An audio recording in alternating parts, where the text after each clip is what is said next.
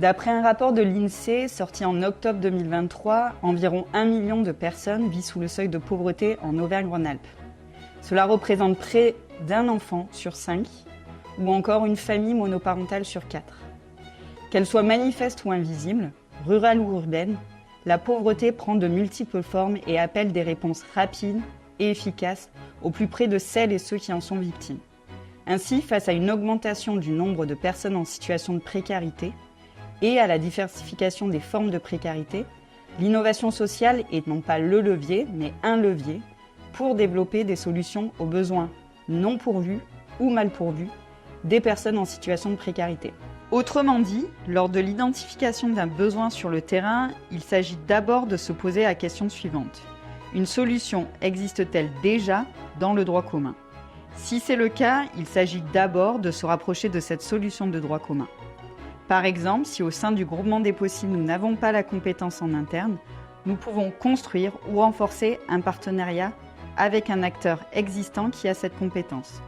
Ou encore, si la solution existe, mais est saturée, nous pouvons imaginer travailler un plaidoyer ou la négociation avec des financeurs pour renforcer les moyens.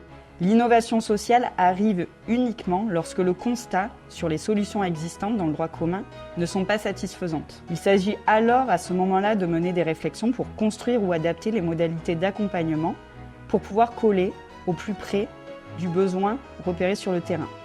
C'est donc avec cette volonté d'adaptation continue des pratiques professionnelles aux besoins des publics qu'elles accompagnent que les associations ont inscrit l'innovation sociale au cœur de leur ADN, c'est-à-dire que l'innovation sociale est un des 3 axes structurants de la stratégie associative. Pour en citer un extrait, les associations Oiseaux Bleus et Relais aux Anames ont régulièrement cherché, seules ou en partenariat avec d'autres associations iséroises, à proposer des réponses nouvelles pour les besoins non pourvus ou émergents des publics en difficulté.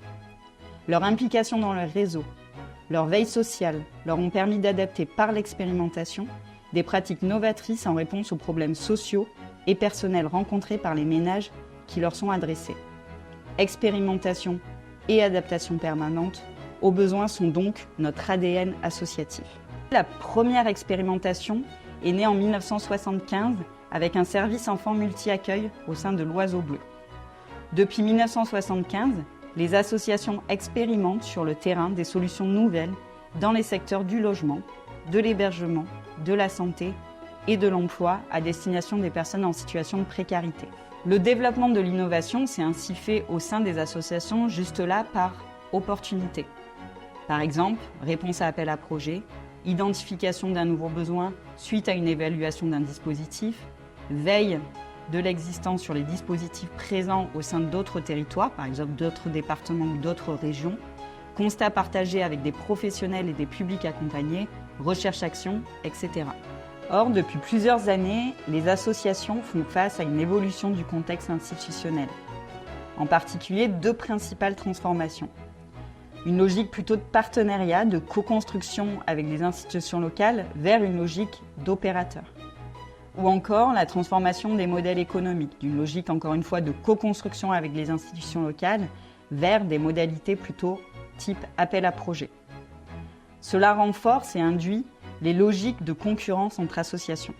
L'évolution de ce contexte ont ainsi amené les associations à se restructurer pour être en capacité de répondre et de s'adapter. On constate notamment l'apparition de nouveaux métiers, par exemple chargé de communication, chargé de développement, chargé d'innovation, et aussi l'apparition de nouvelles pratiques professionnelles, par exemple travail pair, participation, etc. On constate également des logiques de regroupement pour garder un poids politique, faire face aux gros qui s'essaiment dans les différentes régions, pour mutualiser les moyens ou encore pour répondre à des besoins, à des situations complexes qui nécessitent une complémentarité des compétences autour de la situation de la personne.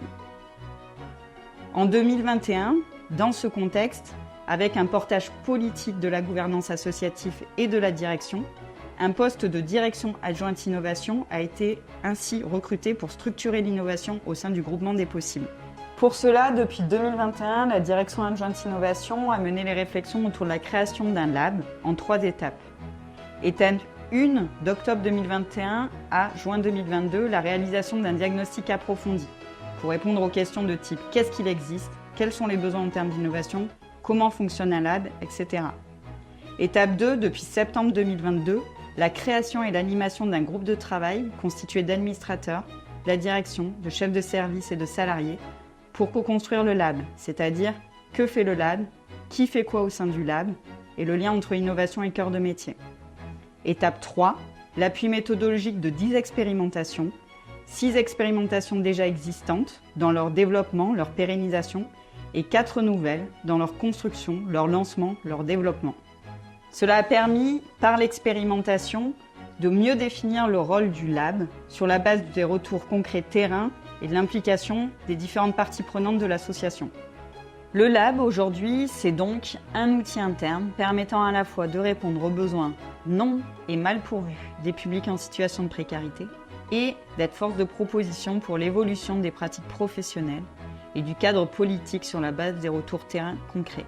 Sa structuration via des process clairs, par exemple le process Go-No-Go, vise à assurer un alignement entre les besoins terrain, la stratégie associative et le cadre politique pour garder un équilibre entre les injonctions institutionnelles et les pratiques professionnelles que nous souhaitons défendre.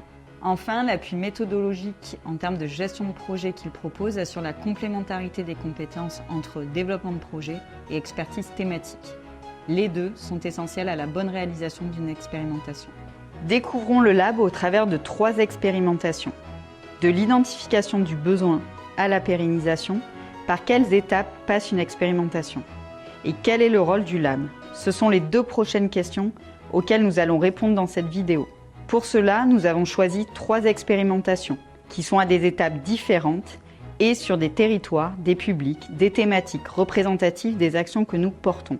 Expérimentation 1, Cap-Vert, le 16 JR, lancé en 2023, en phase d'expérimentation sur le territoire Voironnais, Chartreuse, Saint-Marcellin, porté par le pôle jeune.